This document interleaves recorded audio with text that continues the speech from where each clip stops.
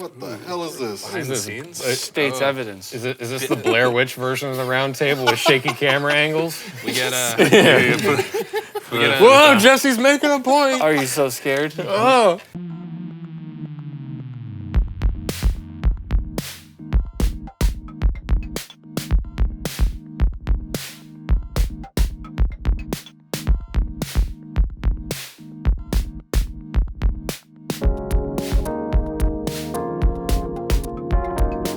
Hello! The Sonic City Council is now in session. Thank you once again for inviting us into your headphones, your car, your home, your mind, and as you can see, Your butt. you're gathered. Fuck you. We are gathered here just today for another roundtable seance with our usual band of what have you. Merry hooligans. Yes, That guy's my hero. yes. And I call this roundtable seance to order. Yay. So, as you normally do with seances. Letting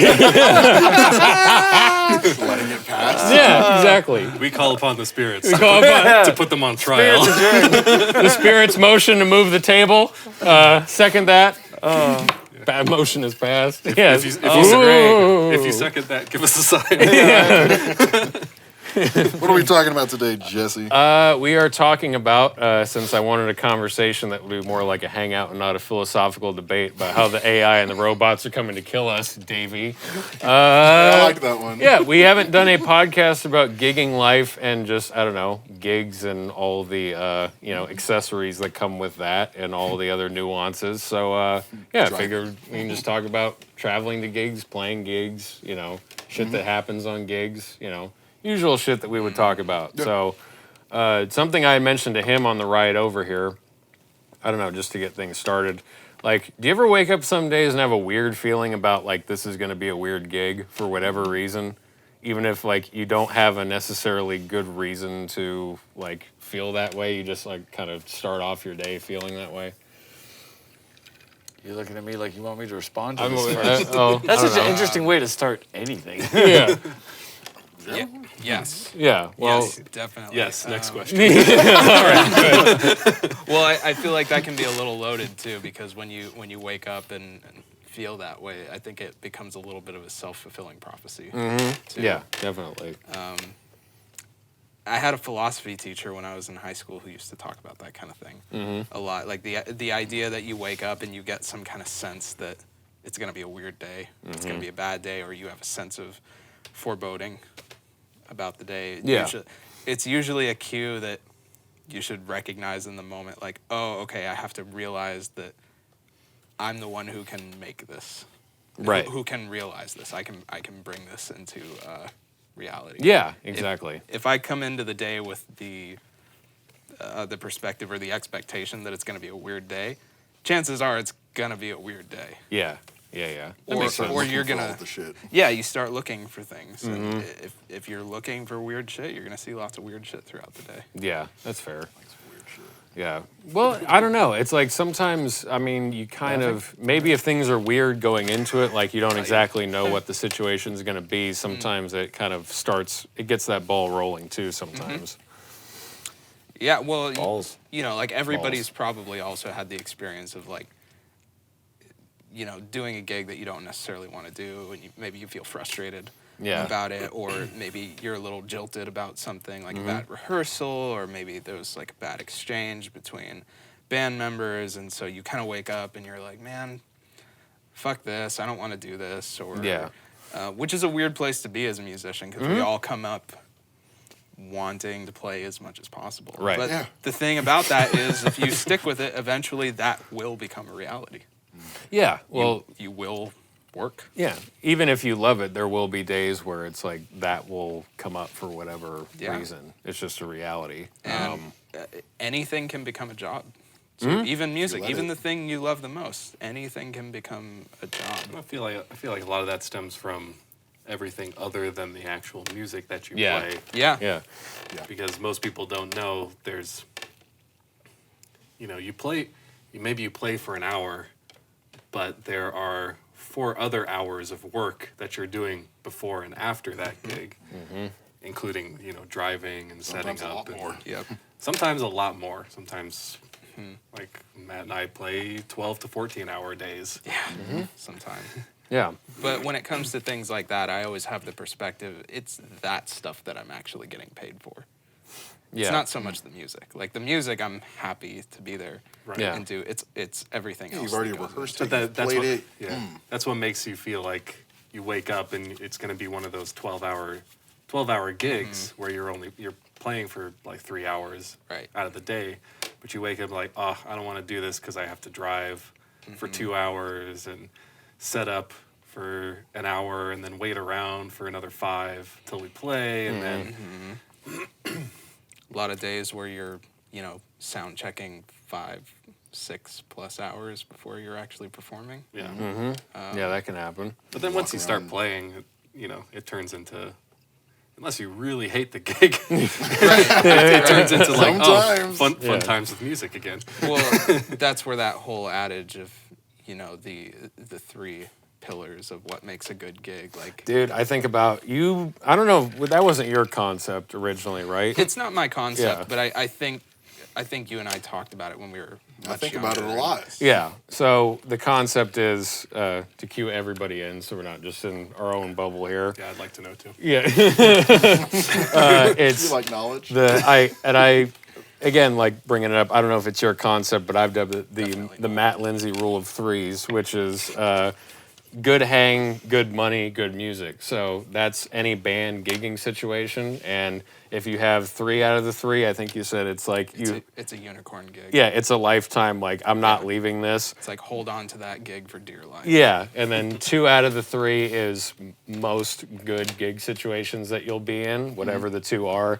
And then if you only have 1 out of the 3, the 1 has to be really good for you to hang on to that. So whether that's the playing, what you're getting paid, or Yeah. we're not getting paid anything, and and the music can be hit and miss. But I these are love. some of my best people. Well, yeah, you're hanging out to with share your a stage buddies, with. and I think those are usually the kind of gigs that people equate with being like working Yeah, gigs. right. Like casuals and things like that. Although like casual gigs can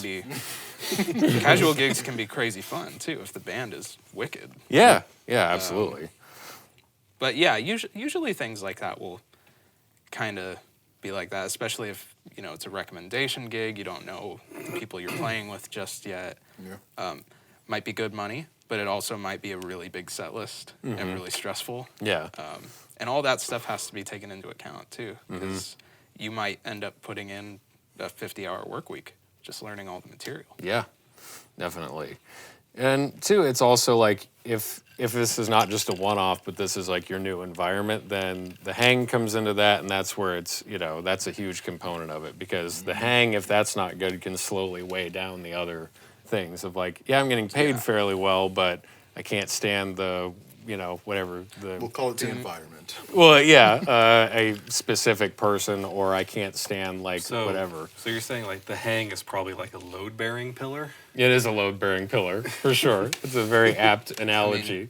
I would even make the argument that the hang is the most important thing. For me, definitely. Yeah, for me too. I'd way rather do a gig that pays a little less, and maybe even music that I don't enjoy if it's with people that I love. Absolutely. Because that instantly makes anything you do fun. Yeah.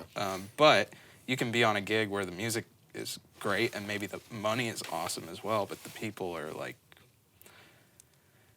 not Yeah, at the that best. point, you're just doing a job. Yeah, and it doesn't necessarily mean that they're jerks or anything either. It can be Yeah. a lot of things. It can just be working with people who are flaky or inconsistent or just not reliable. Maybe they just don't vibe with you, or you to them. Yeah. Just, you're on just different planes of thought. Right. I feel like that kind of thing is more rare because generally when you're in like a working musician kind of scenario, like people aren't looking for a reason to like dig at each other. Oh, Like, no. People are for the most part trying to get along. Yeah, for the most part, yeah. We're all Yeah. a role in this business for a reason. We all love to play our instruments, and if we can make some money doing it, it's like sick. Yeah. Yeah, absolutely. I don't know. I feel like, and I don't know like how you feel about it, but I feel like when you're in more of the band, and just from what I've seen, like, out and about with different bands or groups I've played with, it's not the, like, you get hired as a bass player for this outfit and there's like a production with that and a management, but like when it's the band and you start off together and it's like an actual cohesive band, not a group of hired guns, that's where you get more of like the disagreements and the people who like, you know, get to that point where it's like this person Yeah. can't stand this person. Because they're just Yeah. coworkers at that point. Right, because it's like that relationship dynamic is usually more tedious, I've found, like entering and like working around, as opposed to like, hey, we're all hired together to do a thing, Right. or hey, we're all doing a cover band together. Well, like, no one likes feeling like a second-class citizen. Right. And in a lot of situations where you are being brought in as a hired gun, that can very easily be the case. Yeah. Or, you know, circumstances can be such that, you know, they wear away at you over time, or you start to feel that way. Maybe you internalize something that happens, and it starts to sour your mood about the situation, especially if it's something that's persistent, like Yeah. bad roommates or Yeah. people with like substance abuse problems that are obstructive Yeah. to getting work done. And you know, I'm not one to judge about how people want to have fun. But Right. If it gets to the point that it's preventing the production from moving forward and it's keeping everybody else from doing their job well, then it's a problem. Yeah.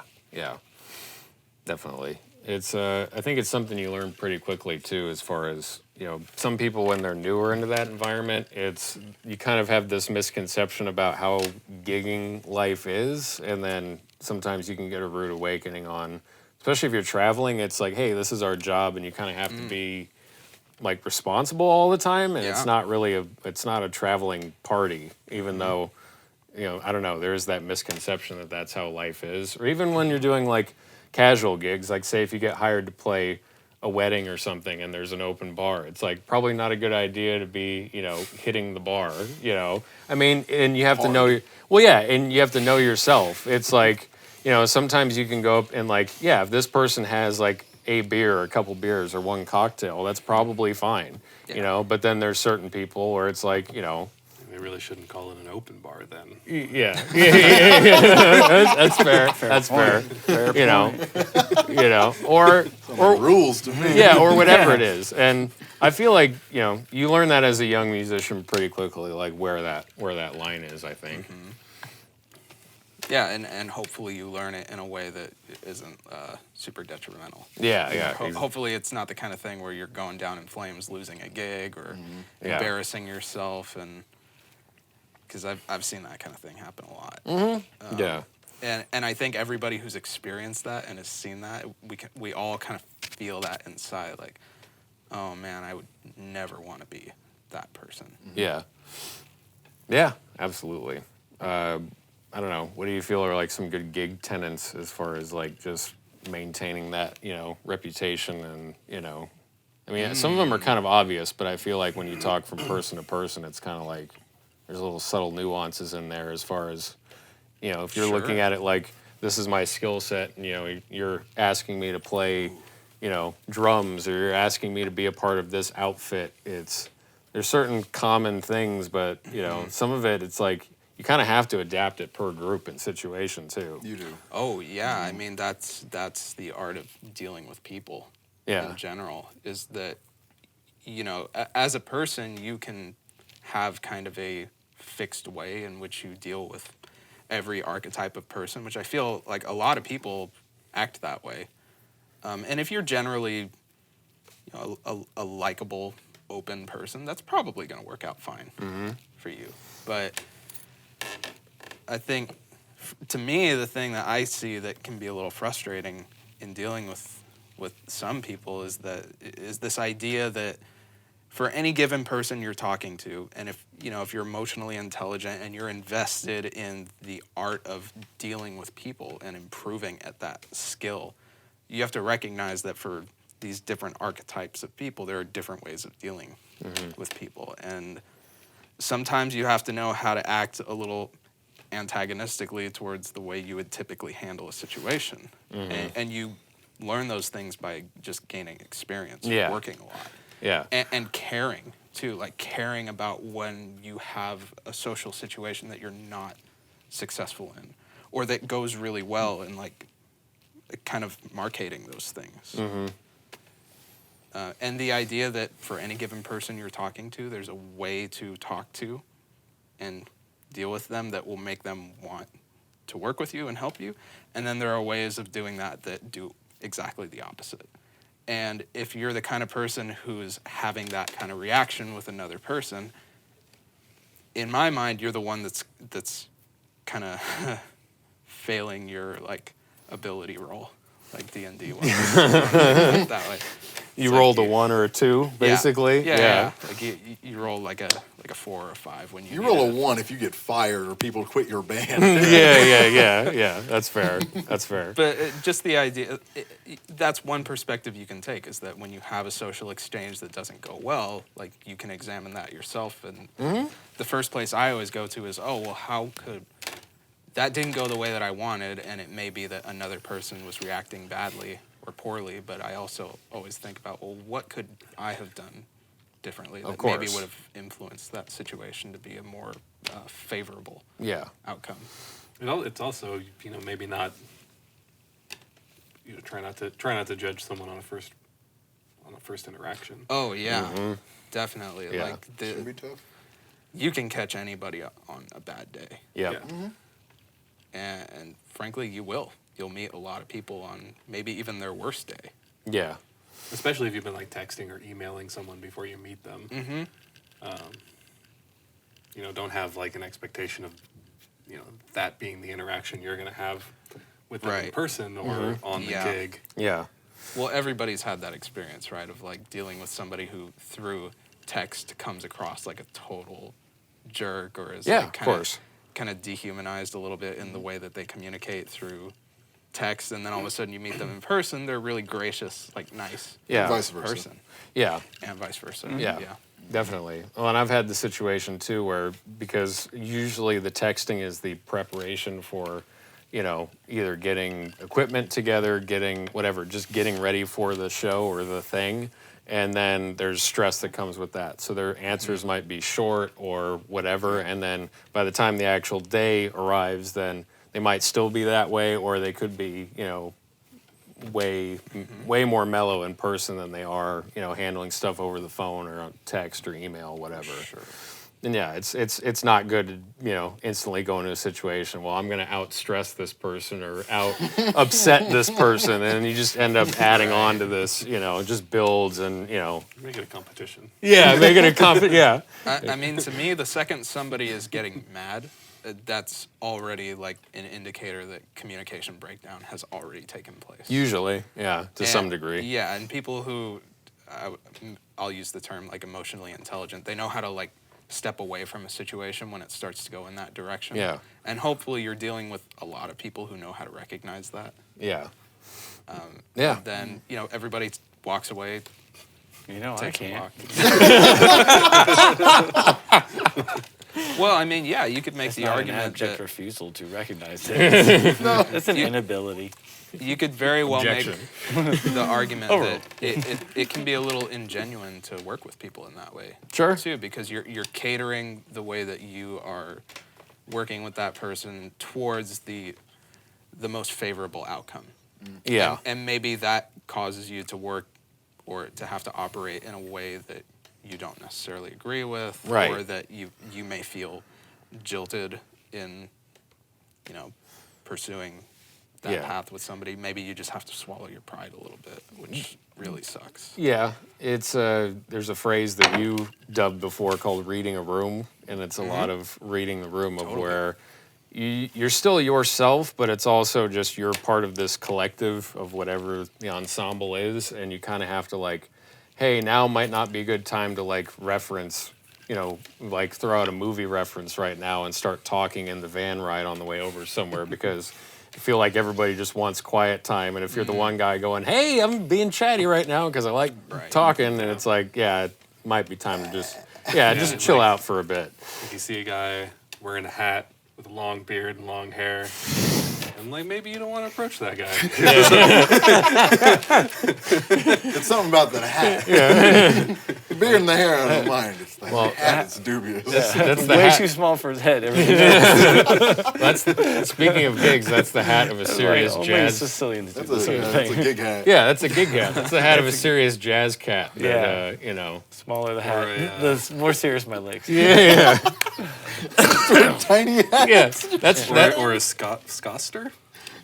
Scoster. Yeah. Yeah. Like, what, Oh, a ska someone who hyphen yeah, stir. someone who plays ska. They're referred to as Scassidonians, actually. sorry. Yeah. No, it's Philip of Yeah. Scassidonia. yeah. I don't know. Ale. You throw pickles at the wall. Some of them stick. Some of them just bounce off Knights the of wall. Scassadonia. Yeah. Exactly. Table that. Yeah, table that. Yeah, I don't know. It's you got to look at like the environment you're in and read a room sometimes, and sometimes Hate it. Yeah, hate it. Yeah. Well, this is my anxiety about like getting a gig or getting the call. It's the reason why I bailed on things like going to China and stuff like that. When McClanahan was trying to hit me his old gig, I was like, oh, maybe I should do that because I was like, this is a good time to escape my life. Yeah. But the more I thought about it, I was like, it wasn't the idea of being in like a foreign country. It was just like the idea of like how hard it is to like not to cultivate work relationships, but to worry about like people's living space when you got a shirt in common doing a thing like a touring gig. Like what you just said, I definitely have the sensibility to like, to feel or cognate what people might want. Yeah. But what are they doing to me by impressing that want and then banding together like a bunch of cowards to be like, hey, you know what? That's not what we need right now. It's like, when was this we established, guys? Hey, you guys. Knock, knock. That's my problem with that.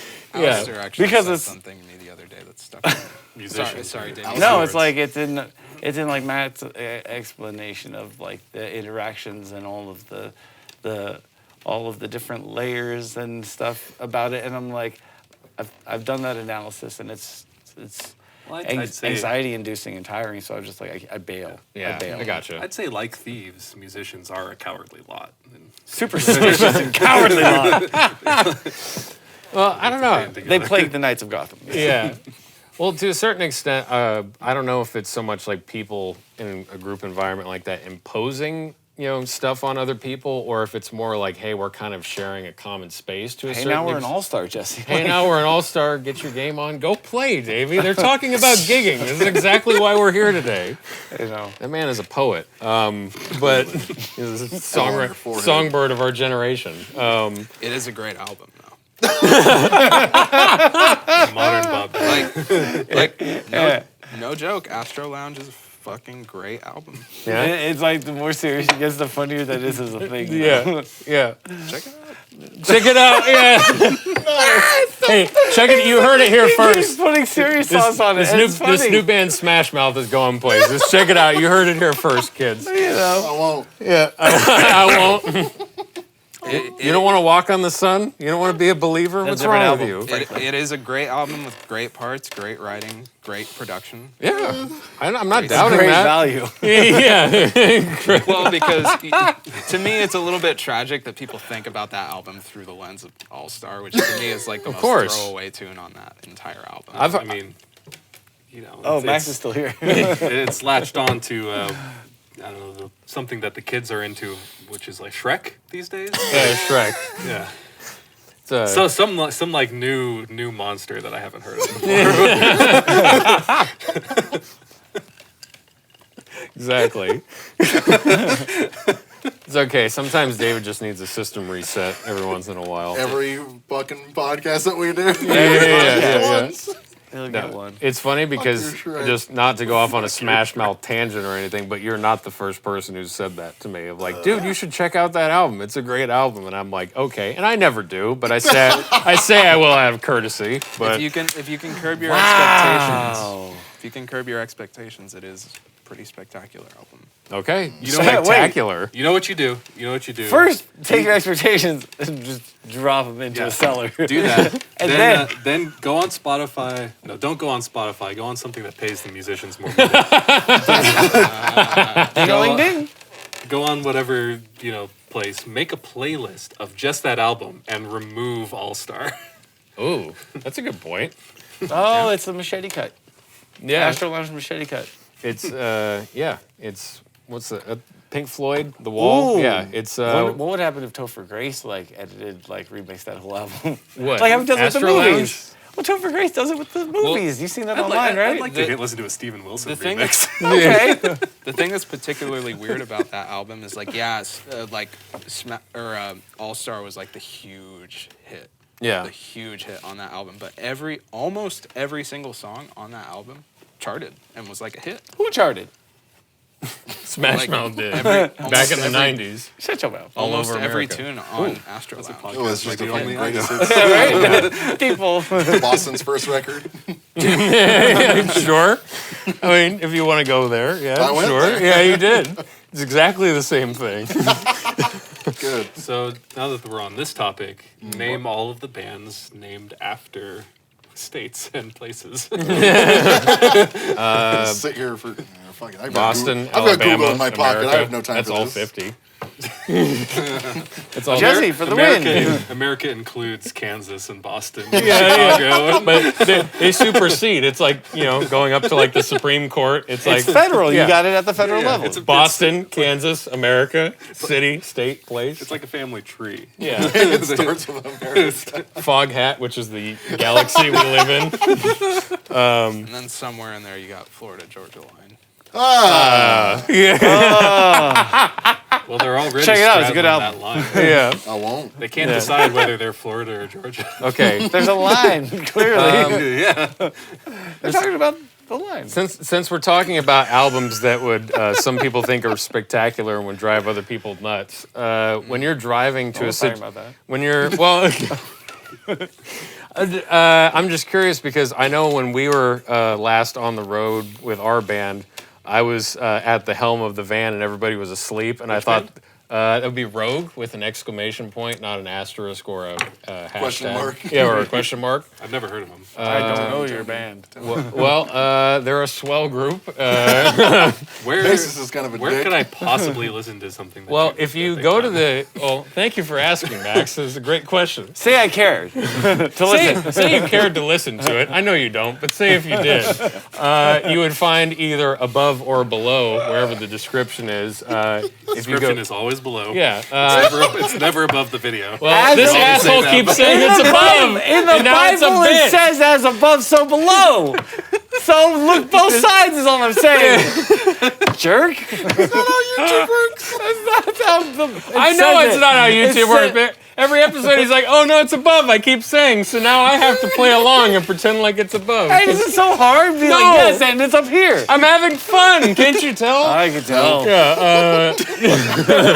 Well, if you go to the description under my name, you will find a link to all of the stuff that I do, and there's a link to my band in there. So if you want to hear our band, Rogue. All that just to say that your band has a link? Yeah.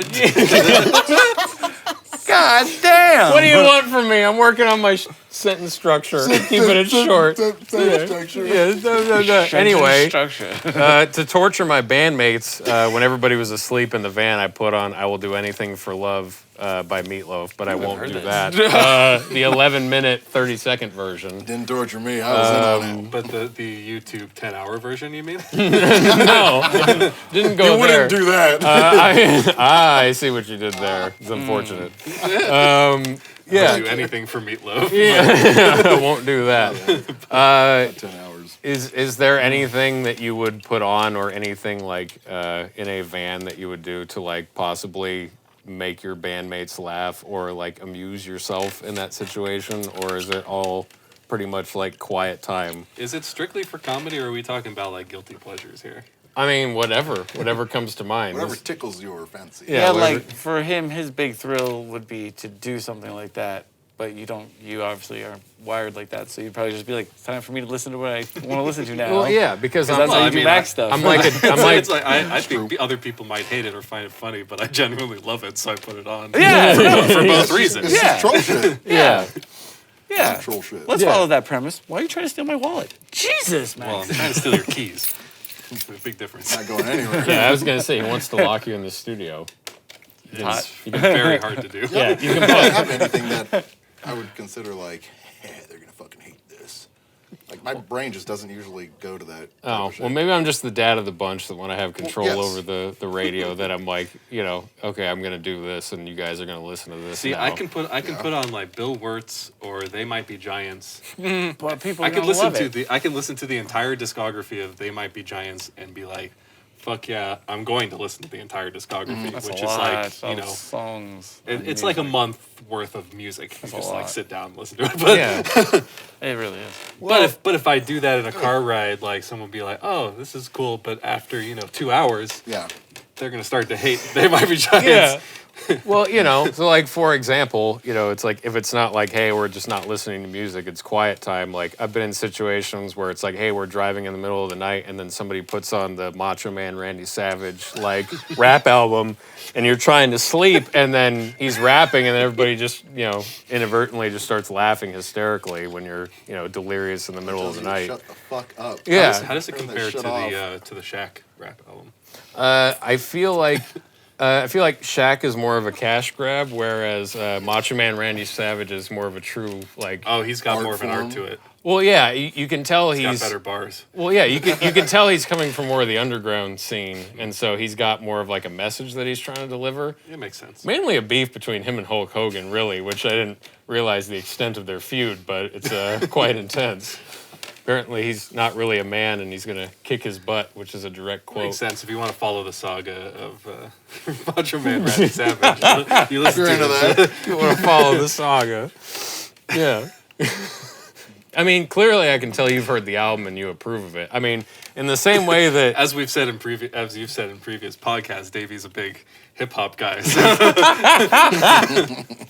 yeah. I watched that episode and I was like, I totally responded like in the affirmative. So Indeed, I hip. fuck you guys. Indeed, I both hip and hop. Yes.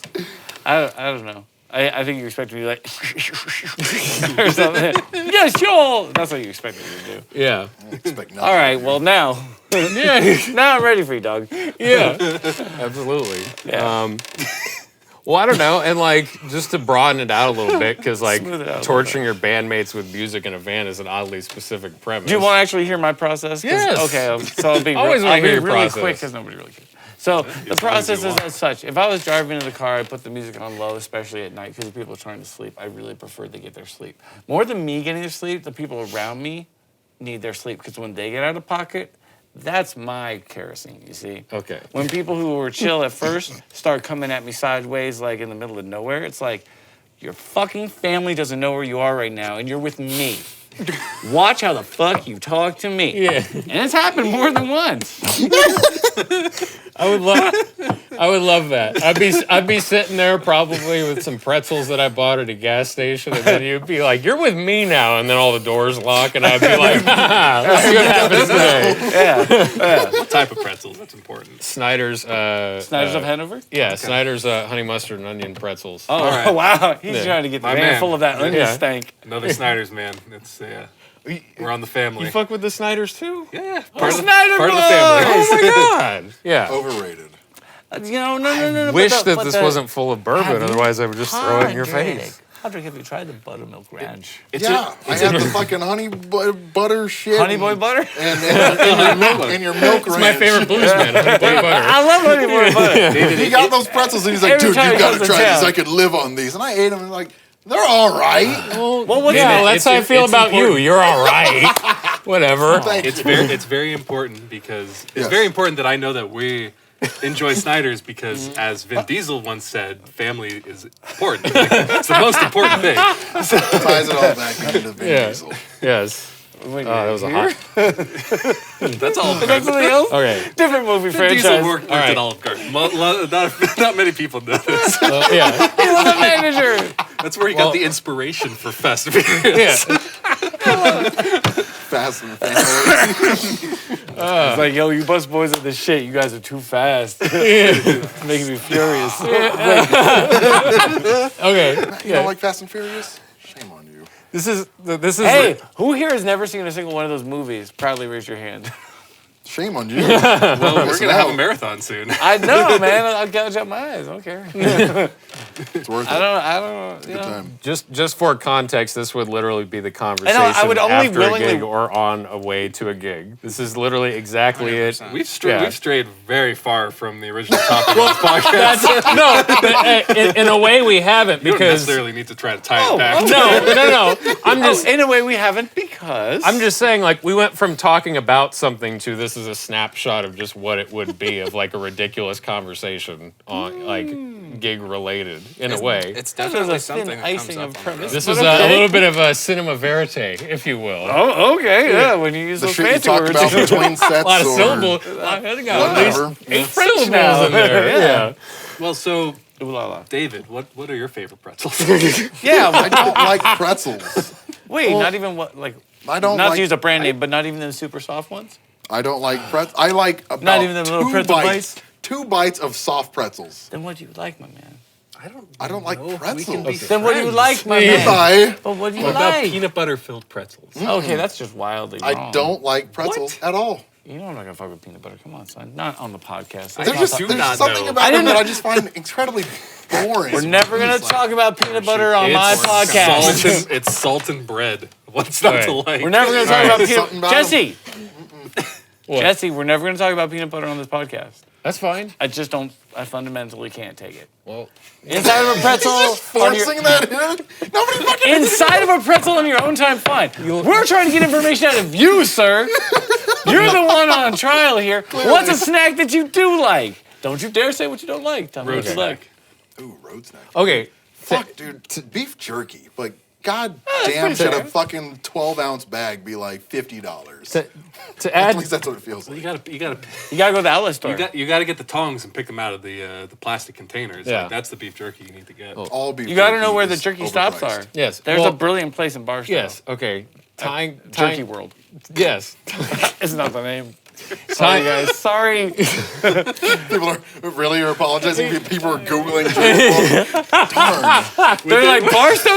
That's 4 hours. Let's see where it's at. In the Eddie's 2 World. seconds it took you to Eddie's say World, that and Barstow. apologize, people are That was in frantically Googling. that was in Blythe, California, not Barstow. Where? Somebody already was I'm disliking this YouTube video. unsubscribed. Yeah. So to tie it back in a little bit, this is actually something I did want to ask because we all have like, along with food, it's like I feel like we might all have weird shit that we do on the road in the sense of like, I always like stopping at I always like stopping at these specific places. Oh, don't get started on loves, baby. Well, okay, I'm getting there. We talked about Buc-ee's with Cody when he was here. Yeah, like What's what's about your weird preoccupation? Yeah, with no, Love's, what's- the yeah. truck stop? weird preferences? Y'all been to Love's Yeah. truck stop? I love loves. Well, yeah, shit, places you like stopping, shit that you like, eating, just I mean, like if weird they sell preferences. trucker hats, then I'm on board. Okay. I don't have the weird brand alliance that you live by. I may be the only one who's never. That's a joke. I may be the only one here who's never been on the road as part of like a tour. No, but or you've something. gigged a lot driving to places and stuff. Yeah, but I usually don't. But he never But stops. But if I'm just going to like a one-off gig, even if I'm driving to Vegas, Yeah, he's not doing I'm like not going to be stops. like stopping at Yeah, okay, fair enough. kitschy places or things like that. Eddie Fair World enough. on the way. Yeah, but there, I don't know. Could you see him there? at Eddie's World, I could see him there, like to like run in to use the bathroom and then get out of there. If you real can quick. see him there, you can see me Yeah. there. Like, Yeah. No, I see him there like enjoying himself. like Yeah, I could. yeah. Yeah. But I don't know. It's for gigs and stuff too. It's like, I gigs don't and know. stuff. We all have preferences on things. I have like, a really bad habit of like stopping at I don't know where the fuck at like the start of a tour or in the middle, and I'll just get like a bunch of snacks because I'll just have that impulse where I'm just like, yeah, I'll get a bag of this and a bag of this, and man, I haven't had these in fucking years. I'll grab Oh, a bag yeah, of I those. get you with that shit. And then I get to the end of the run and I just still have all that shit, and I'm just like, I wasn't gonna eat. You most eat of the this. most out of anybody I know, so that's also like, Yeah. or one, not the most, but you're in like the top 5 years for sure. But like as far as like bad habits, I'll just grab bags of like snacks and shit that I enjoy, but like it's not like I'll just go through and finish it. I'll just end the run with just this bag of I don't know, gummy worms or something. yeah. Like Yeah. at first I'm just like, yeah, I'm eating these, and then An hour later, I'm like, I don't want these. I remember the last time you did that, you left them in the back seat, and they all melted together, and they turned into gummy worm. And it was like Gummy patties. it was a Cronenberg gummy. It was like like looking at us, and I was like, I fucking ate that thing too. You can fucking have your science experiment. I don't want it. I ate that fucking patty of gummy too. As soon as I got home, I threw it in the fridge so it could like get nice and hard again. Left it out to thaw, and I just ate it as a patty. Fundamentally, I bet it made it better. It was because I it bet wasn't it was swarms anymore. Yeah. I was taking bites. Cooking it in the dashboard does something special. I mean, I don't know if it derails Probably not. this or not, but I typically have bad habits coming back from gigs. Oh, well, this is the one I want to hear about this from everybody. Do tell.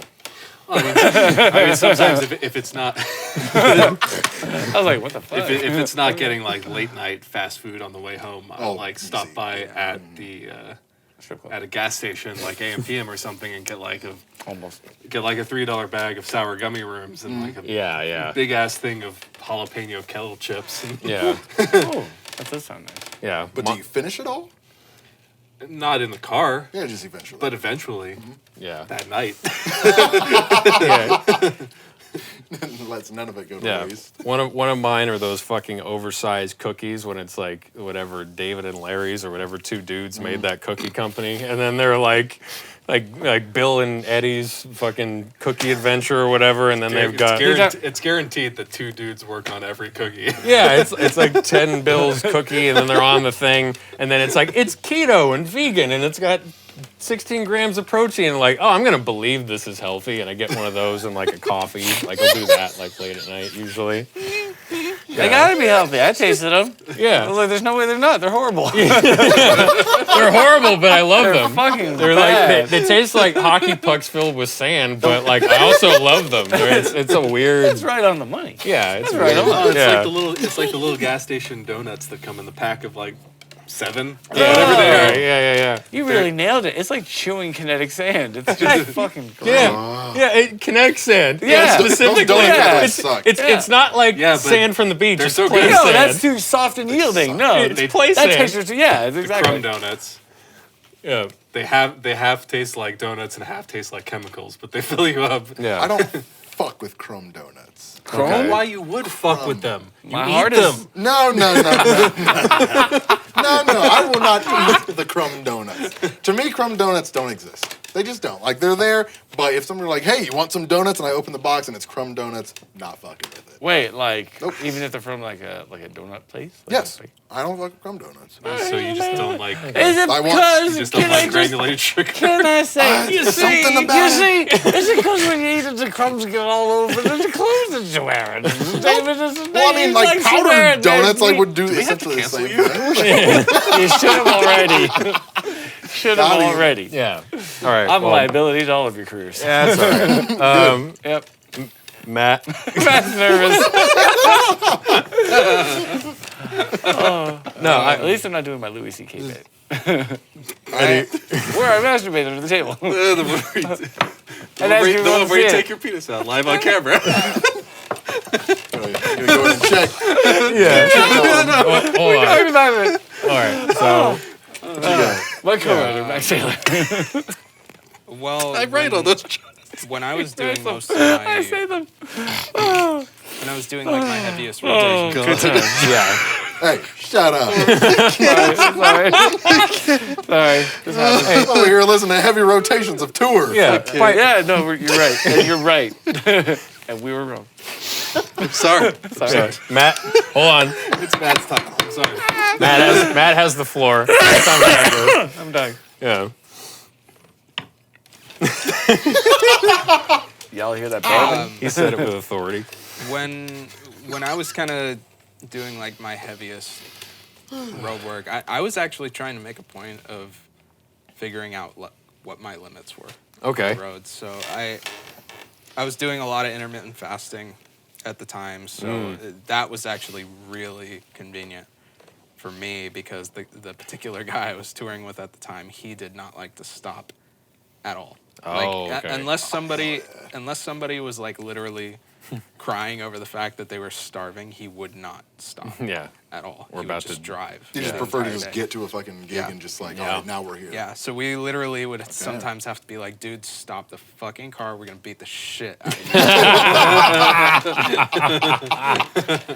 But That's real. That It is real. That being said, like, I had already kind of worked my way up to the point where I could go for like an entire day without eating. And so like when you're on the road, that's actually like a really useful thing to be accustomed to. Oh, of course. Because there are going to be a lot of situations where you're either not going to have access to food, or the food you do have access to is like Little sketch. tenuous at best. Yeah. Fuck, give me that sketch And food. The gas station. egg That's salad sandwich. why I don't know why you gentlemen clearly haven't heard the good news about coconut chocolate chip Cliff Bars. Well, Coconut. well, the other thing that Yeah, helped dog. me is Coconut. that when you're You used to can't fuck not, with coconut. You don't gotta fuck with a coconut. More for me, baby. when you're used to not eating all day, like sprinkle that shit on my- those things don't affect you, and you also become really sensitive to like how upset people get if they go without eating for a little bit. Oh, yeah. And to me, it's like it's pretty ridiculous. It's like, actually. Yeah.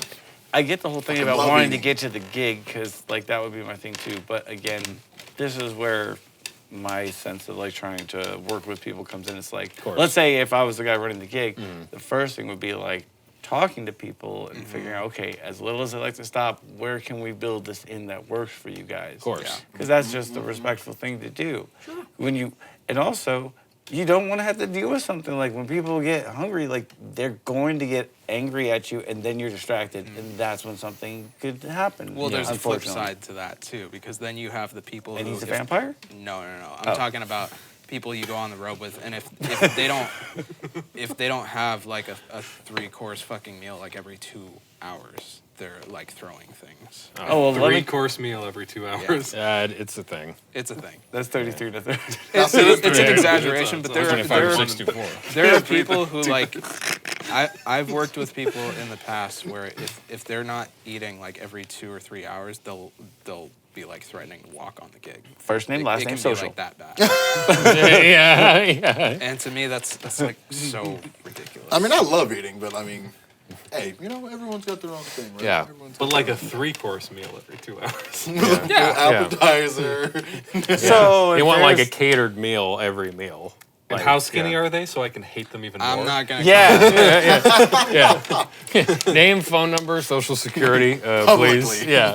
No, I don't get cranky in those situations. I more get worried about like I know sometimes if I don't eat, I get headaches, and especially if I'm not playing or working, like I try to make sure that like if I don't have access to food, I got something with me because I won't get cranky, but it's like I want to make sure I'm in my best shape for the day, and so I don't want to be showing up like feeling like shaky or Well, headachy. especially for the stuff that you do. Yeah. I'd say like any time I have a gig that's 10 plus hours, because I'm usually not a breakfast guy, but I want to make sure I have something to eat on the way to the gig because I know I'm going to be lifting and working and maybe in the sun like all day. Oh God, yeah. And if I haven't eaten anything, then I'm going to get lightheaded. Yeah. And like eating later on isn't necessarily going to fix that. Yeah. That's why I said that I was like trying to push my limits with that, because in doing that and being I able like to breakfast. go, I don't like eating in the morning. but like I was like, we had to address So it. calm We had down. to address the tension of the table. yeah. I didn't want my man consternated about the breakfast Love thing. breakfast food. I love breakfast food. I just don't like to eat Okay. Yeah, at no. breakfast time. You eat it at night before you go to sleep. Right before, literally while you're laying in bed. Why the fuck not? It's anyway, all like it's all thrashing my if you're body. the kind of person who's okay with going without eating for very long periods of time or very minimal amount of food, that's a really useful trait to Yeah. have. That's on Which the handy road. as fuck. which I can do, but if I know I'm look at going me to be today, putting man. out a lot of energy, Yeah. Yeah. No, what I'm saying is that like Excuse by the me. time I was doing this, my body was already accustomed to doing this for like 2 or 3 years. So Yeah. like at that point, the longer I would go without eating, the better I would feel, Of course. because your body gets in tune with that, and you you adapt to burning body fat much quicker, and you feel really good when you're not eating. In fact, when you do that, when you eat for the first time in the day, that's really when your energy levels start tanking, because you become really sensitive to how much energy your body actually expends to digest food. Yeah, depending on what you eat too, because if you're eating something really carb heavy, then you're gonna tank faster than like, oh, I had a salad and chicken or something, or I just had something lean. It's I had a lot of days where like I wouldn't eat until after the gig. Yeah. And maybe that was after a full day of driving and lifting and putting all the gear away. It would be like 2 or 3 in the morning, and that would be the first thing I'd eat. I know I should have eaten before I fucking did this podcast. I am so hungry. I know, I am too. I am too. Same. We're over here talking about carbs and fucking. Also, I hope you enjoyed this podcast. We gotta go. Yeah. You know you're hungry when salad and chicken made my stomach go flip. You gonna be there? I won't. We went to In-N-Out. We're gonna go to In-N-Out. We go through the drive-through. I'm driving around the fucking parking lot after getting my food. I'm like, where the fuck did Matt park? I call him, and he's halfway to fucking home already. After this last round table, we were like, oh yeah, we're all going to go to In-N-Out. It was 1 o'clock in the morning. We're going to hit it just before they close. That was the thing, is I figured, we're all going right before they're closing, like everybody's just We're gonna gonna go fucking hang. No, we were all going to park next to each other and kind of just like hang out and eat like the parking lot or whatever. Me and him were on the same page. We both pull up. We're looking for him. He calls him and it's like, oh yeah, no, I'm halfway home already. And we're like, now we're just in a sketch parking lot, just like eating our food Well, quickly. that's why, because in my mind I was like, this place is sketchy as fuck. At night. There's no way these guys are gonna want to hang here. Of course I do. I live here. No, we're I know what In-N-Out this is. It's that gig etiquette. You do a gig or a podcast, and you go and you get food as a group. As and a you unit. just go home. yeah. Shit to go. You've been hanging out with these dudes all day. You don't need to hang out with them anymore. Communication breakdown. Yeah. Well, and I feel like Yeah, I'm down, buddy. Jeez Louise. Oh, yeah. I feel like this also gets into a category in general of like, I feel like there's 2 camps of like people that are either super healthy when they're gigging all the time and like they're always watching what they eat and they're not like, drinking or whatever else. Sorry, that was too easy. That's a gotcha moment. No, Wow. that was too Gotcha easy. journalist here. Yeah, it was Yeah, too it's the easy. health conscious, and then there's Excuse me, I am a I will stop professional and drinker. eat it. Excuse me, sir. Any shitty this is- dive bar.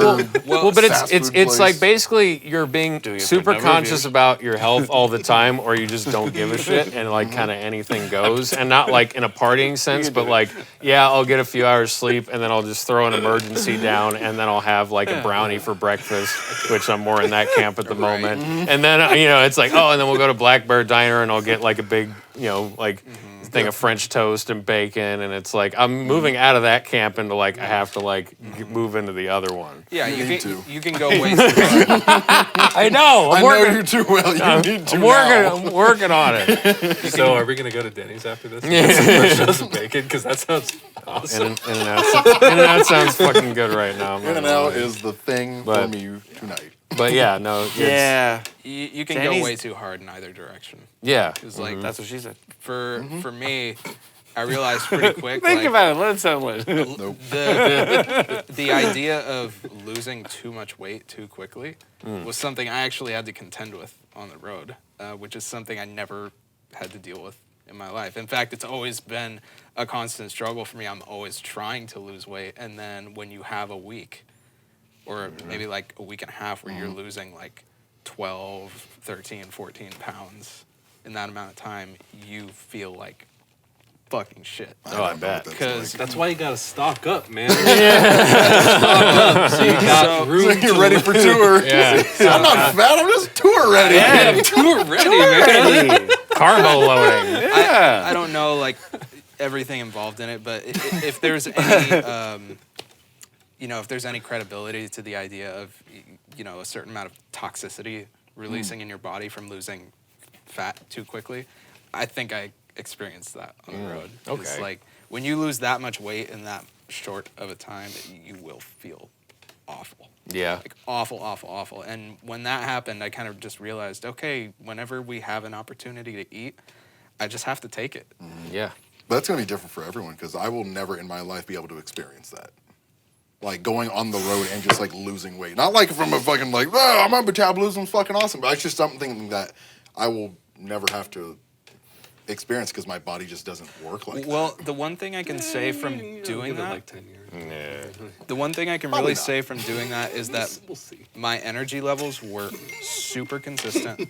My mood level was always super consistent. Yeah. I generally felt good every day that I woke up as long as I just didn't eat for like 8 hours after I woke up. I would feel really, really good. And if we had a day where we decided to go somewhere nice or something and we would eat, I would always feel fucking terrible the entire day. Just from having food in your stomach and like having shit to do because your body acclimates. It takes weeks for that kind of thing to happen, but it does acclimate. It takes a bit. It takes a bit. I think I gained for the first time in my life like 10 pounds my first time out on the road. Because I was at like 165 for years. Could not gain weight to save my fucking life.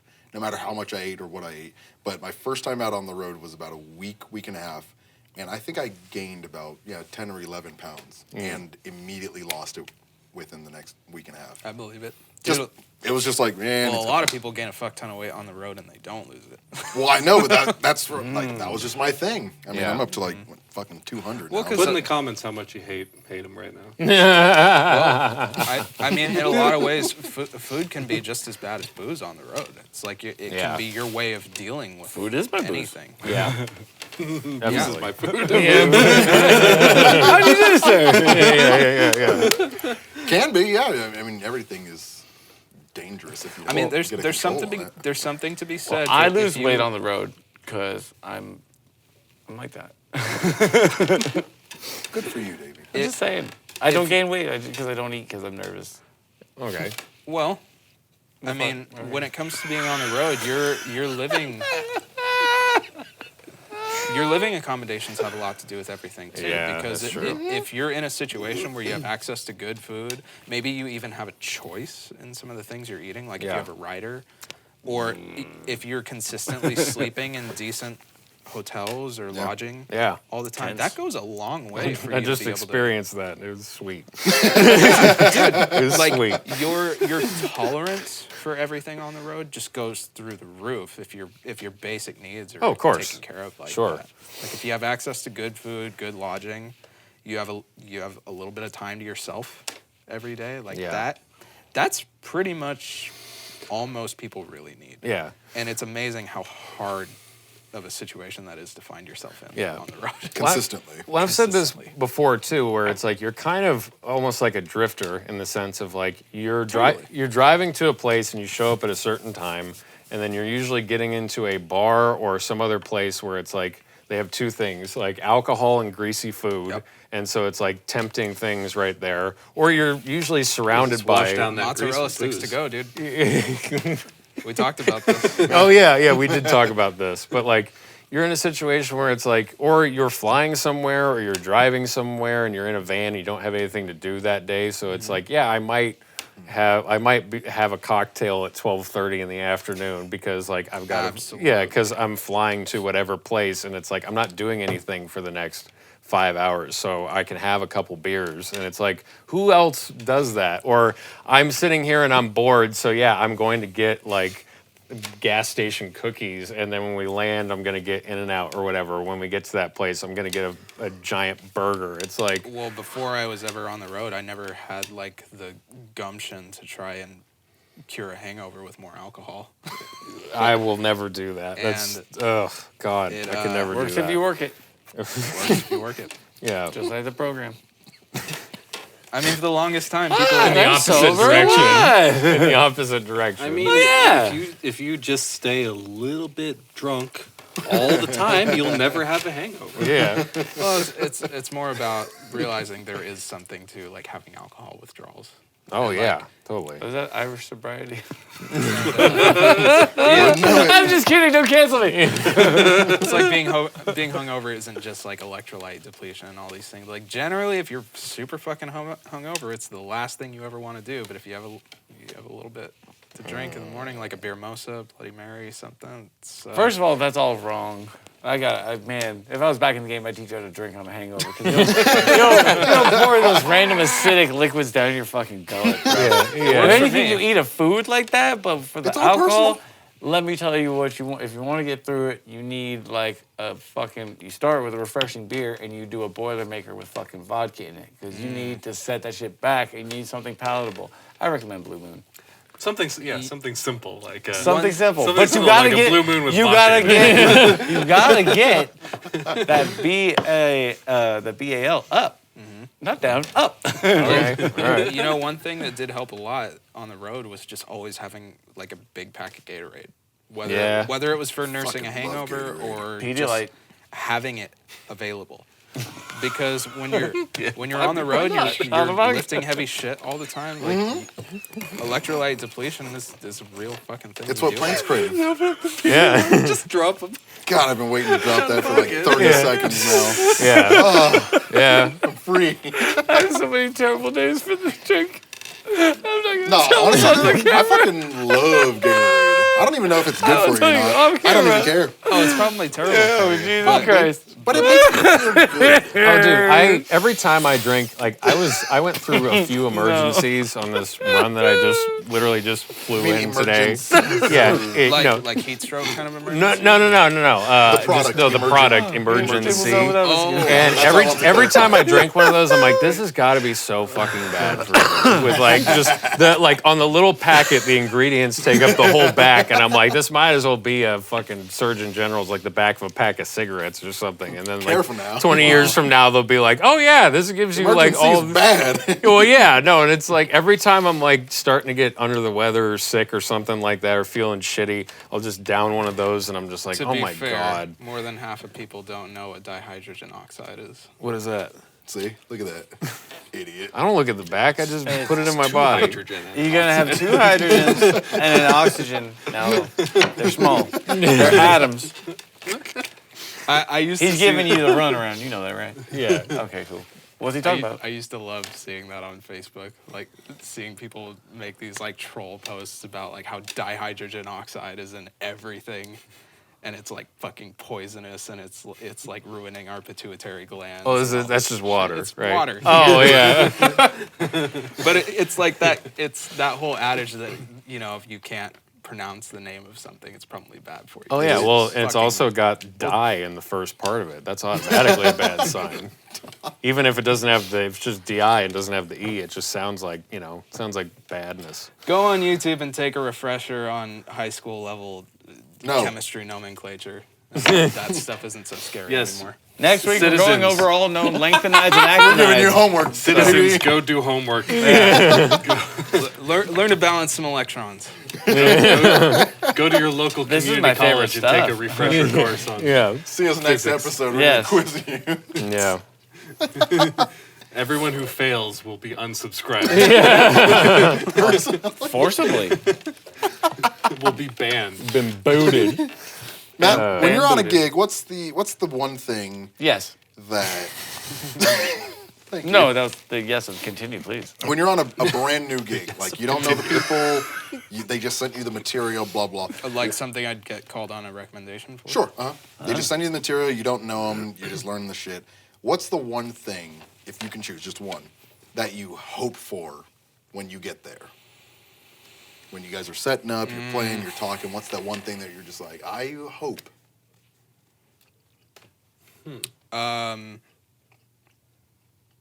I hope that for me or for the other people. Ooh, could be both, but for you. Okay, so I'll give 2 answers. To that. So the thing I'm most concerned about when I'm doing a gig with somebody, whether it's a new band or not, is that everybody in the band is happier for the fact that I was the one playing with them and the job that I did. And if everybody leaves that situation having a better day for the fact that I was their drummer that day, that's a total win. And that's what I care about the most. In terms of, I try not to have too many expectations of people. You never know. But the thing that I notice the most the thing that people will lose points in my book over is when I see people just being generally irresponsible. Yeah. And not in like a loose joking kind of way. Like when I see people being like genuinely irresponsible, like showing up late for gigs, not knowing the material, those things are red flags in my mind. And it doesn't mean that I won't work with those people. But entities. It will have a lot to do with whether I think that person is qualified for me to recommend. Yeah, that's recommendations. Not the kind of people I'd be willing to stick my neck out for. Yeah, exactly. But that doesn't mean they can't be good friends or good hang or good players. It's just that, like, for example, the music school that I went to, I went to school with a lot of really great bass players. Yeah. Probably like 200 guys. And when I got my first road gig, I called my best friend, who was a guitar player from the school, who also played bass, because I knew he was responsible. I knew he'd learned the material. I knew we'd get along great on the road. And that matters way more than how well somebody plays to me. Yeah, it does. And I'm talking about guys who could, are some of the probably the best players in LA. Yeah. But I would still not call them for a gig at this point. Yeah. Not to say that I wouldn't call any of you, but no, if you happen to be watching. Yeah. When push came to shove and I had to choose one person to take on the road with me, initially it was Aaron Munoz. Yeah. And when Aaron left to do the cruise ships for a few years, then I called my best friend from the school, Vitor Mello. We gotta have him on for an episode. And it was one of the best decisions. You guys gotta leave. Only 5. Yeah. Well, no, Well, yeah. I get the table. Yeah. Well, I get that, and I literally just brought this up. I went to go see you play the other day, since live music is a thing again. No big fucking deal. Says you. First they're sour, and then they're sweet. So it was a good day. I say that none of us deserve it. You don't deserve it. Maybe you can go home. I'm gonna play a fucking gig. I know you do. I'm just saying, and you're welcome to, but know in your heart you don't deserve it. Fuck you! I've been working my ass off this whole fucking pandemic to get it better. Well, there's something, the criteria. There's something to that too. Always having a mindset that you're never too good for a gig. No, which is a really dangerous mindset that a lot of people I've worked with. No, I never think that. Like nothing will hurt my opinion of another musician than somebody acting like they're too good for a gig. Oh yeah, I never. Or acting like a gig is beneath them. Yeah. No, I never feel that way. That's especially. Well, it's not to say that I people can't ever complain about anything. No, it's also not to say that you have to take every gig that you're given. Right. Right. No. Yeah. But it's I was just thinking about something we were talking about the other day where, there's that thing where I think when you're younger that like people go, oh well, I can play better than that person, and it's like, why don't I have that gig? Or even like famous professional bands or whatever, it's like, oh, I can play like that, I can play better than that, and it's like, yeah, but you don't.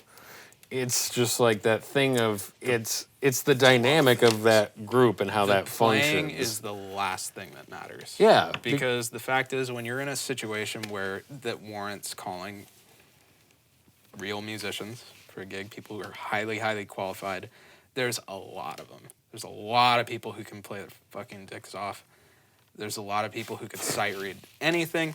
There's a lot of people who are way more musical, a way better fit for any given situation, and yet it's their demeanor or their general behavior that basically disqualifies them from anything. Personality and responsibility. Yeah, and to me, that's the most tragic thing is when you work with somebody and you can recognize they're one of those people.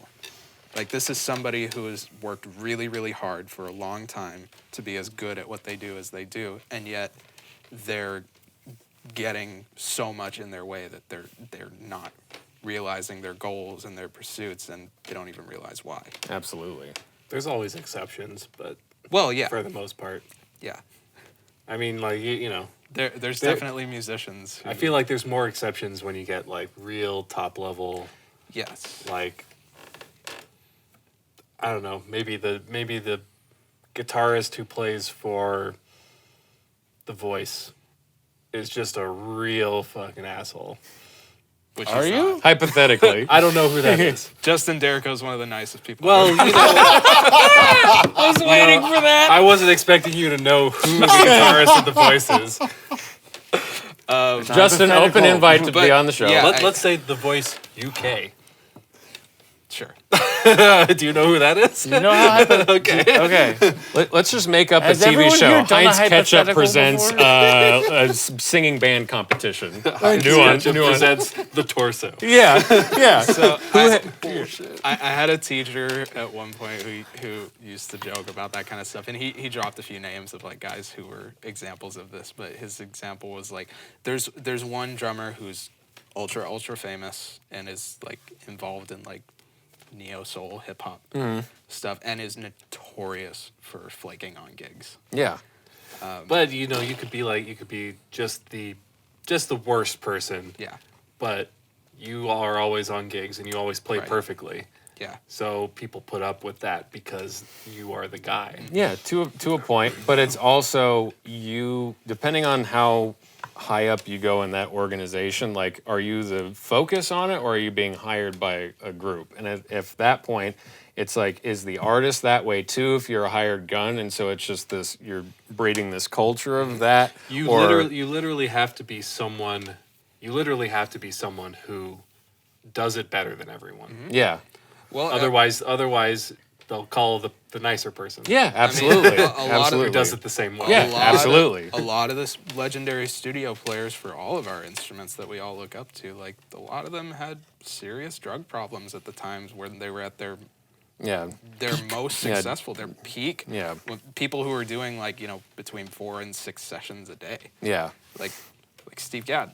Yeah. Steve Gadd had a huge cocaine problem for a long time. Yeah, stuff like that. Never- Yeah. Never really hurt his ability to Get gigs. get gigs Well, and play it. Well, I can't say Maybe that. enhance I can't them. say that. But Enhance the gigs. It enhances a lot of things, you guys. there is a We talking point. about the benefits of cocaine. You got an hour? Different podcast. Next round table. Finally, I'm coming to life. But that's a good point, because like to me when I was a kid, the thing that I wanted was the word I always used in my head was I want to be undeniable. I want to Yeah. be so good that I am undeniable. Right. And those are the kind of people I think about, like the people who had like serious problems and were still at like their absolute height, were still the most like in-demand players, because there are always people like that who are the exceptions to the rule. Not course. saying I wanted to be a guy with like a serious drug problem, like doing tons of sessions. Well, Yeah, also, yeah, it's yeah, like- yeah. I get you. I get you. Also, I we get don't you. have to go into it, but there are types of people where they are better because of it. And I'm not saying like don't fucking do drugs, hard drugs like that, Yeah. but there are people that, you imagine bands in their heyday on abusing drugs. If Sure. they weren't on drugs, they wouldn't be the same band. It'd be Different band. different band, mean, maybe band, not same maybe name. not as good. There are definitely those people who it definitely enhances their faculties, and that is like so rare that I'm saying like that is not something you should seek Maybe out. it's No, me. but don't take the bet that you're one of those people. Yeah, but it's also like Definitely. I look at everything like, again, the read the room thing. It's like there's all the people you're talking about that we looked up to, or bands or whatever else. They're coming around in a time and place, usually 60s, 70s, and 80s, when like these things were way more prominent than like now. It's not that. Oh, yeah. It's not that scene anymore. And the industry was, in fact, like crazy enabling of that. Well, right. And so now it's the thing where, like, yeah, people will party and do other things, but it's not like you show up to, like, some place and it's like, hey, it's a big party. If anything, people were just kind of, like, hanging out. And, again, I think certain scenes, like, I don't get gigs in, like, the hip hop world or anything like that. In that scene, there's a ton of money and it's very popular right now. So it might be different. Like in the rock, like, that world, it's like you kind of show up, you do your thing, and it's like it's kind of a party sometimes, maybe, but it's not like an out of control, raging environment. Especially like if you're working for a band, they don't want to hire people that are like that. Like it's just not that way anymore. Partying is not bad. In fact, I've been on a few. Maybe it's not so good to say, but I've been on a few gigs where like guys didn't get the gig because they were just too much of a bummer. Like they were like too straight laced. Like to the point that they brought the mood down and they were obstructive to like the band having a good time. Yeah. But there's a limit to that too. Well, yeah, and this gets into a weird gig. That's why I rarely call David, because he just won't succumb to my enabling. Well, I mean, it's just like I keep trying to force liquor down his throat. Well, yeah, and he somehow weasels out of it. Yeah, well, every time. And just speak By saying, no, I'm good. Yeah, well, and just speaking of bummer, well, look at him. Jesus fuck! Like I don't want to see him at 9:30 in the morning. What I should say is that if you're a person who likes to gamble by the numbers, you're much better off hedging on the bet of being the guy who's straight laced. Absolutely. Because there's going to be way more gigs that is going to qualify you for than being the guy who like is willing to party on the level of the band he's playing. Oh, of course. Well, and I was just getting into a conversation with somebody about this the other day, where there are some gigs where like an artist will hire like either a band or whoever else, and it's like, hey, we're all doing a shot before we play, or like, hey, I want to have a drink with you or whatever. And if you know that's coming up, you can plan around that to where it's like, I'm not going to drink at all, so when like I have to drink with this person because they want to hang with the group, then you're only having that one drink. But that's you don't eat anything for the whole you don't eat anything before. You make sure you only sleep like 3 hours max. Yeah, that's how I. Broken. Waking up every hour or so. Yeah. Dude, when I had that residency in Vegas, I got really good at learning how to like bail drinks. Yeah. Because but it was a thing at the place where I played, where we had multiple people who were micromanaging us, and like turning down drinks was something we weren't really allowed to do. Yeah. Because you never know who it is that you're talking to and who's going to take offense.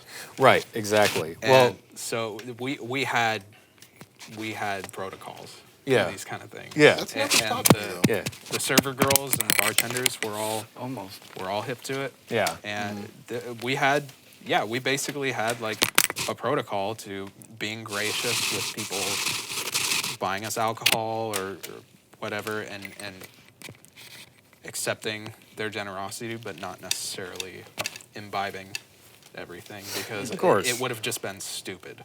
I mean, we had nights where people were, everybody in the band would have been drinking like 30 or 40 drinks by the end of the night. Complete, like everybody would have been hospitalized. Yeah, exactly. And it creates a weird situation where it's like, and that's all the parts of gigging in the job that it's like goes beyond. There's like the official what you do, and then there's all of the unspoken, like, oh, this is how you handle that.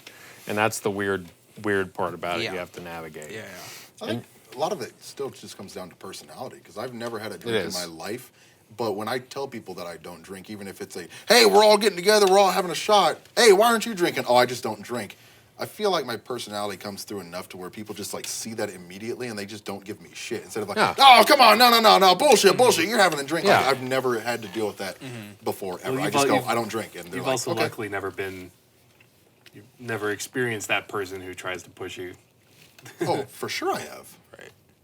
I'm in a band among people that like loved to party, and like the entire first year of me being in this band was like, we gotta get him to drink. He's gonna be drinking. I think Max means more of like the opposite. Like, what do you mean? Like the guy who doesn't drink and like berates other people. No, that's what I was talking about. But I mean, like, I could go either way. I met you. I asked you if you wanted to.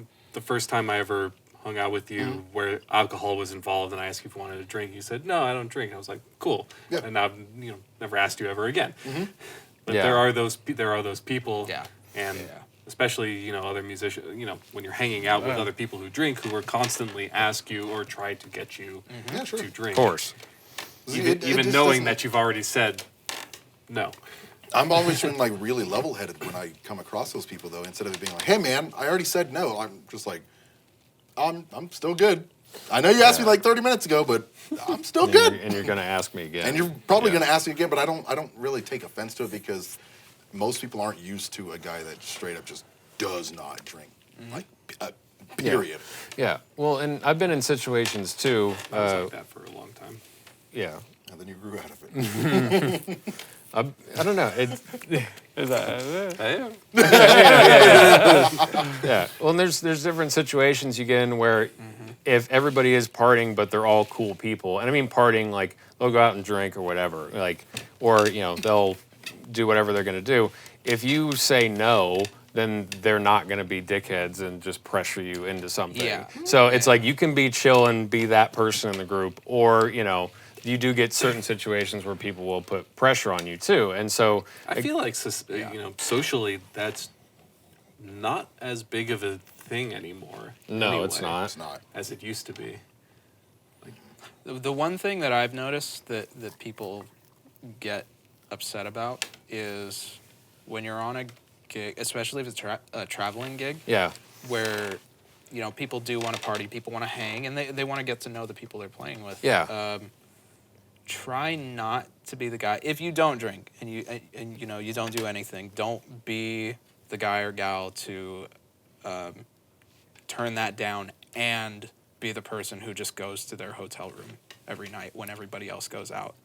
Like that's a really easy way to lose your gig. All the time. Yeah. It's a give and take. And you Yeah, because think I hang out while people are like partying because I'm still like in the room in the hang. well, a lot of people that do that, they think that well, no, they're being responsible in doing that, but you do lose rapport with people. Like when you're the person who's constantly opting out of hanging out with everybody and having a good time, that you end up ostracizing yourself a little bit. And a couple drinks doesn't mean you're hanging out with someone who is drunk. Right. Yeah. Right. So much to unpack. Do I even want to bother? Well, in the same way, you should never be the guy who's... I thought I did, but now maybe I just continue. In the same way, you shouldn't be the guy who gets I have the knowledge I hammered need. The rest of every the people night don't and like matter. causes problems for everybody. Like that's a really fast way to You have lose a your gig unique too. viewpoint on shit like this. Yeah. Yeah, but I bail on helping other people with the point of view. It's whatever. It's like the whole thing about it is like the whole tourgasm, drinking and partying thing and all of it is like it's masking, you see. Because people are either in their element on the road or they're anxious about being out of their element. Yeah. So the whole, to recontextualize everything, any drink you take, whether it's your job, right? So if you're using a substance on the job, you're using a substance in your real personal life, which means you're self-medicating for an underlying cause. Right. Everyone doing it is doing it for that reason, period.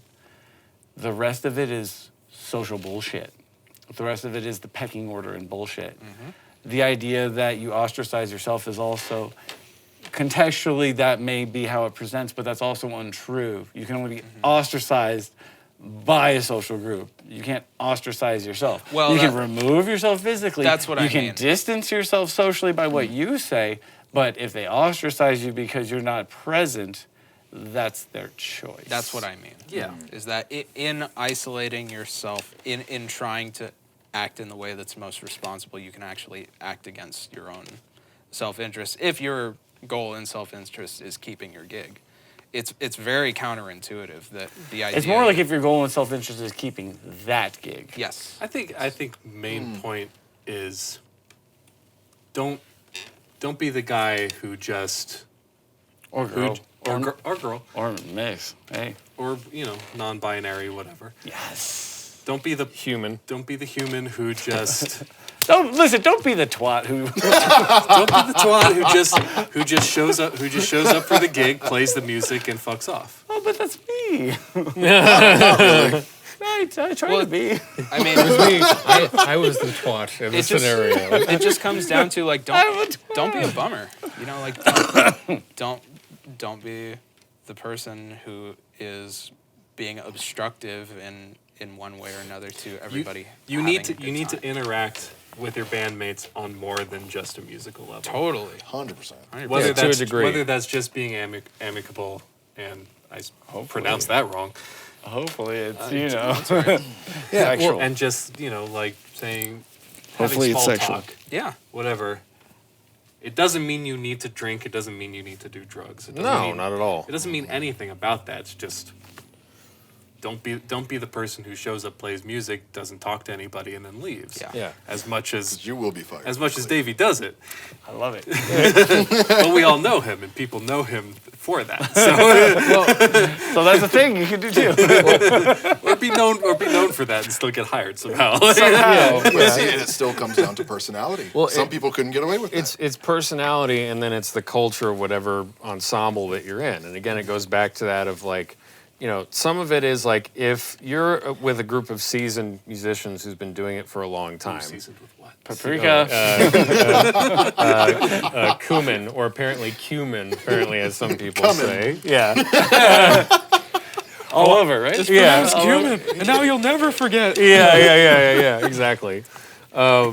But yeah, it's like I've been around groups of people where it's like, they're not really. It's like when we're riding to a gig, it's like the van is like quiet time. They're not playing music. They've got their headphones on. They're doing work, whatever. But then like in a dressing room area or like before a gig, they're hanging out and talking and doing all that sort of stuff. So it's like cool. Other groups, it's like everybody does their own thing, but then occasionally people will get together and like, hey, let's go eat, let's do something.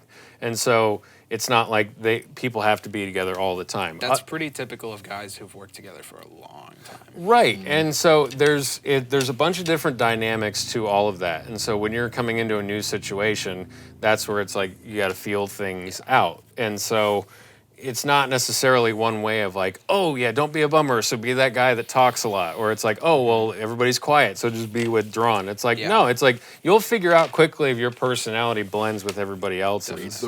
It's hard too. Like it takes practice. It takes playing with more than just the same 4 people you played with your entire life, or whatever it is. I mean, generally, as long as you're not coming across as the kind of person who's being holier than thou or judgmental about something, you're probably fine. Like, generally, people are not going to judge you Is that for still not a metric? wanting to drink. Like emotionally, holier than thou?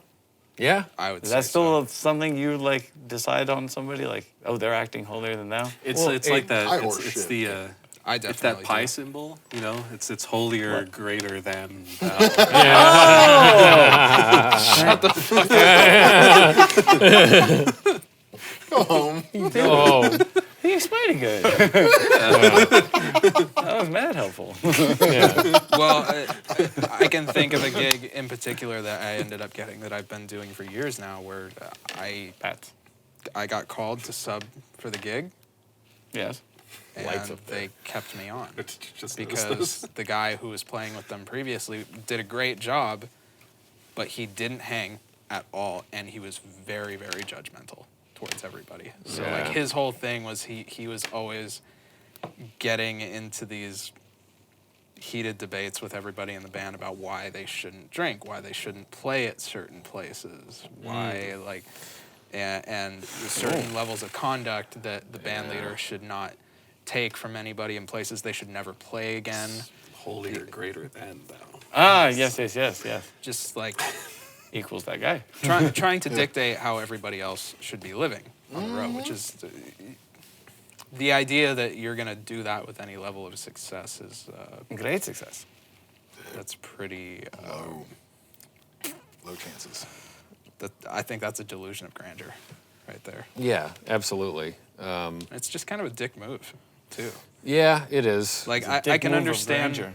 I can understand somebody feeling that way and talking to people and coming from the place of wanting what's best for people, working in people's best interests. Yeah. I understand that. Well, yeah, and we've all had gigs where it's like, even if we're not complaining about it, we're appreciative, the thought crosses your mind of like, what the fuck are we doing here? And that's just by nature of whatever's going on. But Don't say it. I know what you're thinking of. Just don't. Yeah, just don't. Just don't. It's like But- it's like how some people can't keep their politics to themselves. Or Yeah. they can't, That's a big. They yeah, can't keep that's a their big one. religious baggage to themselves. It's like, Yeah. dude, you're Overstepping. gonna have a hard time Well- trying to keep a road gig if you're that kind of person. Well, but it's also just a matter of again being Is respectful it about dangerous shit. to be friends with that person? Because I always end up being friends with that fucking weirdo. Like, I'm not that person, but I always end up being like, yeah, he's a cool guy. Well, it's one thing. Everyone if else you- is like, the guy's fucking toxic. I was like, oh, because of the weird, like, beliefs. it's one thing I was like, if yeah, you they're feel off-putting. that way. It's another if you're like expressing that to people in like an inflammatory Really like way. Steve Davies. Yeah, that's Well, talking about something and pushing something on somebody are two different Yes. things. Yeah, It's like, yeah. this is me, I'm respectful, do what you want, this is where I'm coming from is a lot different than this is how you should be doing Yes. something. This is me. I'm being respectful, but you're going to go to hell for doing what you do in your personal life. I'll ride the fucking dragon on down there too. I don't give a shit. Ooh, there's the dragon. Yeah. It's, I don't know. That's, again, it plays into that whole weird dynamic of like, because a band is just a mix of all those chemistries. What? Nothing. You're talking, so I'm listening. Okay. I don't know if I'm going to like that at the fucking middle or the end of the statement, so Okay. that's why you see me in the... That's the way that he's looking.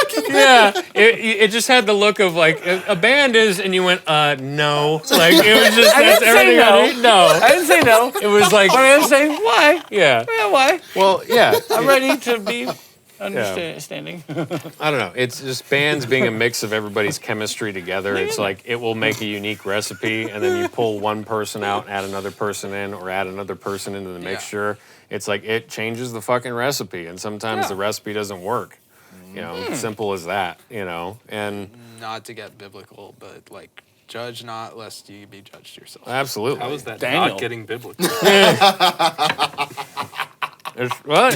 Not to like. Is it push Daniel? biblical. 1:7? No, but it's true. It's absolutely Daniel, true. sure.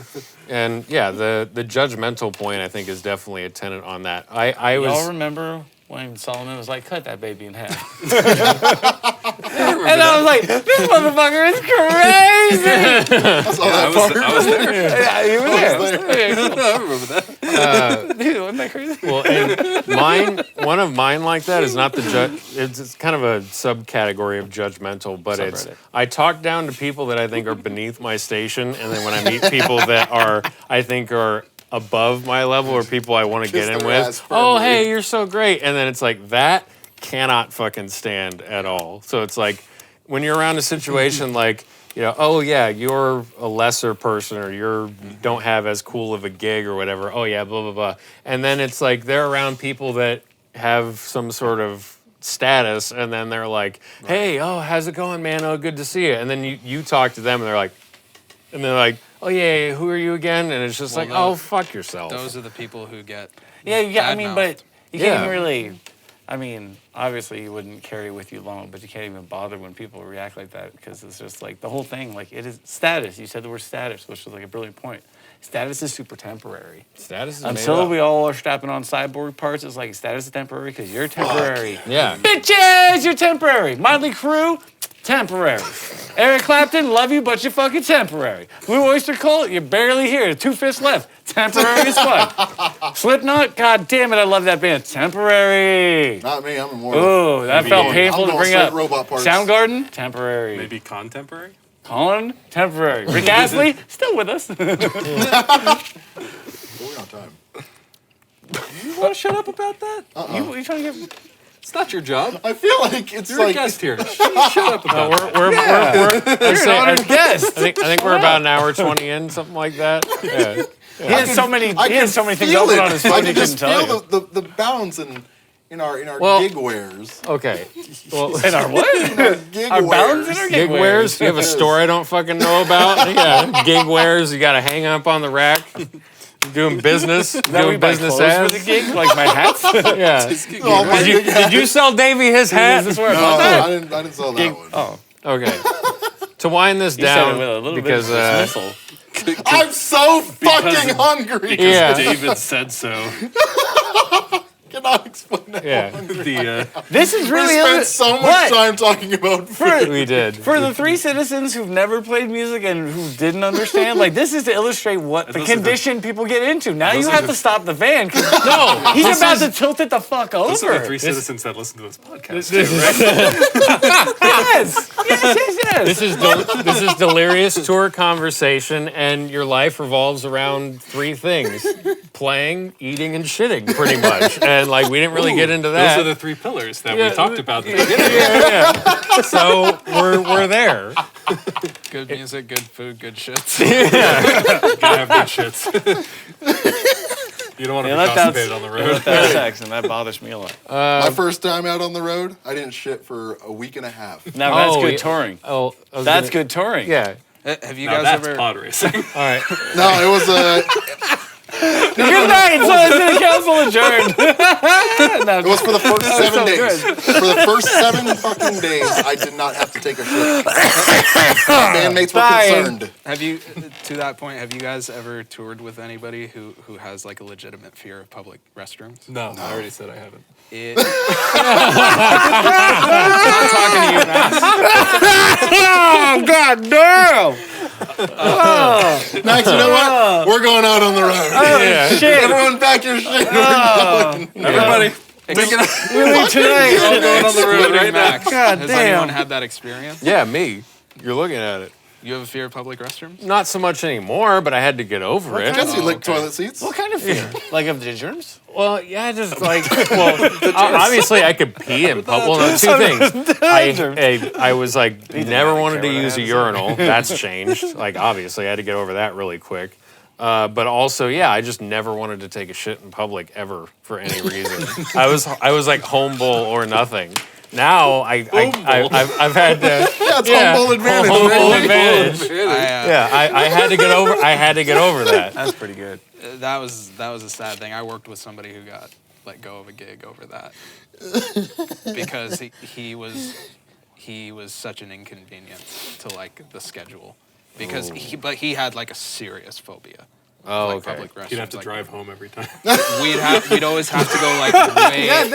Gotta buy a plane ticket. So many Southwest flights just so he could take a shit. He didn't last very long. Yeah. That's yeah. man. We Which can to only me, hold it for so long. That's That's rough. That's such a sad thing to get let go of a gig. That really it's also is. fun. He got let go because he couldn't let go. Hey, Kept it all inside. The only thing I'd have to and get now, whatever he's doing, he can shit wherever he wants. Silver lining. So, the only thing I'd have to get used to is not having a bidet. I guess this is over. Just take it with you. Take it with Would you. you offend him? Every public restroom, I'm like, Bidets are a step too far. For the like hydrant? attaching it. You could potentially. Get back in camera. Get back in frame. Sorry, you're right.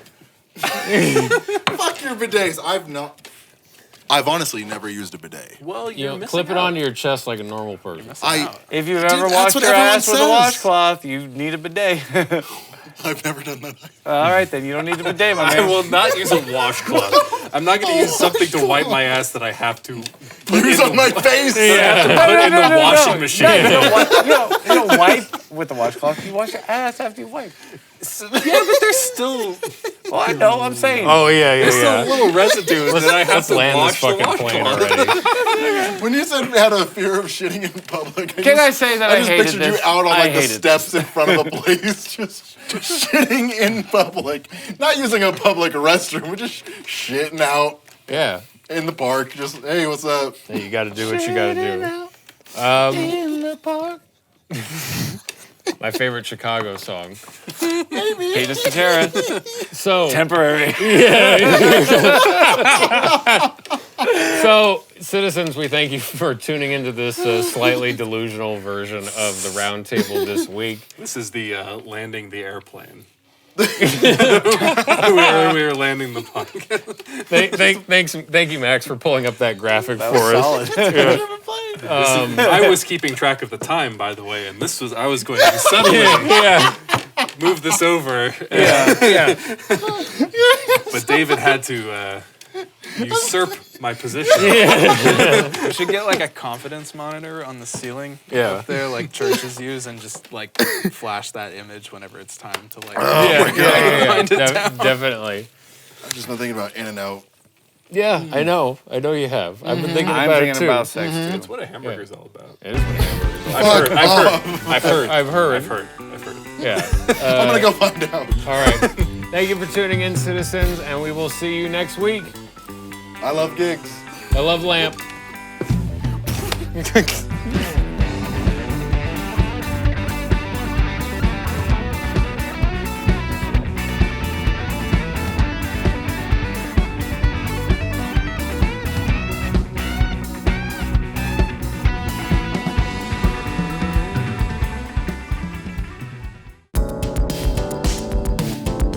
Sonic City Council was created by Jesse Davidson and Davey Sipes and engineered by Max Taylor at Desert Sound Studio in Palmdale, California.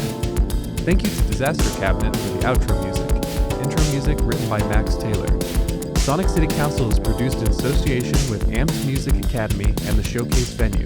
For more information, visit theshowcasevenue.com.